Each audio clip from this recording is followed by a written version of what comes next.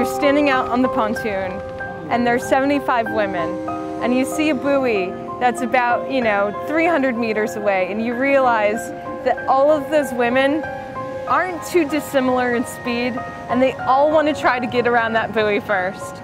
They have this intro music into our races where it's like this drum beating, and I think of like Lord of the Rings, like the orcs are gonna come and eat me, and it's absolutely terrifying because I know ahead of me it's 2 hours of really hard, fast-paced, stochastic effort. I think what people don't appreciate is that, while the pace changes quite a bit, so you have to go from really fast to sometimes it looks really easy.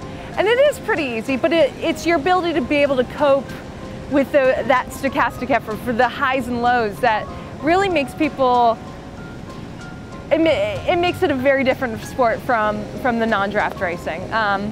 It comes down to a run race most of the time. London fits into that model perfectly, where the swim, one lap swim, you can't get away really. It's just, for some reason, the dynamics, it's flat water, it's not gonna be choppy. 2 lap swim, it's easier to break it up than a 1 lap swim. So chances are, it's just gonna be a line of people coming out of the water. Maybe it'll break up a little bit in that intro part of the bike, but probably not. It's probably gonna be like most of these races where it ends up being a huge pack going to transition, a pack of like 50 girls. And where it gets exciting is you see people jockeying for position going to transition, the second transition, and it seems like controlled chaos. The transition area is the most exciting thing, I think, to watch in ITU racing. But from going the entry point to T2 out, you see a lot of bikes flying, you see gear going everywhere, it's fast, it's intense. Like I said before, there's very little margin of error.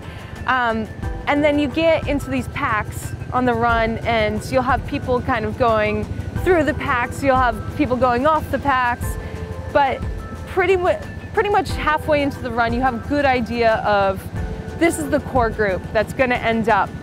3 of those girls are gonna be on the podium. Now it's just a question of watching, the dynamics of the race, watching the strategy take place, and seeing people's,